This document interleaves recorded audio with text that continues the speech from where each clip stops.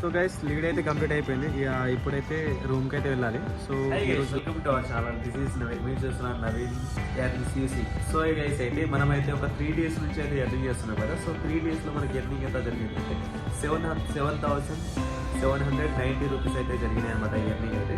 So దీంట్లో అయితే 700 మనకి కమిషన్స్ అవన్నీ కూడా మనకి మనం ట్రావెలింగ్ ఛార్జెస్ అవన్నీ కూడా తీసేయగా అయితే మనకు 3 daysకి అయితే 7,000 రూపీస్ అయితే వచ్చిందనమాట. సో అయితే మీరు క్లారిటీ అయితే చేసుకోండి. డైలీ అయితే 2,000 అబౌవ్ అయితే ఎర్నింగ్ అయితే జరిగింది. సో డైరెక్ట్ ఇంటికి నుంచి రాగానే డైరెక్ట్ అయితే వర్క్ అయితే వెళ్ళిపోయింది అనమాట. సో ఈ రోజు అయితే ఒక 2,000 చేంజ్ అయితే ఎర్నింగ్ అయితే రావడం జరిగింది అనమాట. సో ఈ వీడియో అయితే చాలా లెంతీగా కాకుండా షార్ట్గా అయితే కంప్లీట్ చేద్దాం అనుకుంటున్నాను. సో ఎవరైనా మీరు జాయిన్ అవ్వాలనుకుంటే కింద డిస్క్రిప్షన్లో నెంబర్ అయితే కనిపిస్తుంది. ఆ నెంబర్కి అయితే కాల్ చేయండి. మీరు మళ్ళీ డీటెయిల్ చేసుకొని జాయిన్ కూడా అవ్వచ్చు అనమాట. సో జాబ్ అనేది లేని వాళ్ళకు మంచి ఆపర్చునిటీ అనేది యూజ్ అయితే చేసుకోండి. సో ఈ మంత్లీ మీరు 50 నుంచి 60,000 ఎబో కూడా ఎర్నింగ్ చేసుకోవచ్చు. 60,000 కూడా ఎర్నింగ్ చేయొచ్చు అనమాట. ఈరోజు అయితే ఇప్పుడు మండే రోజు.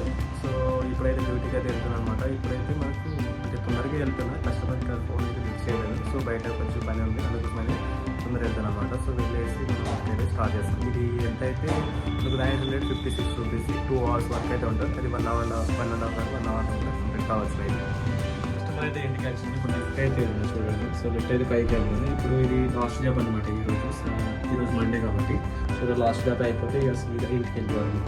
సో కంప్లీట్ అయిపోయింది.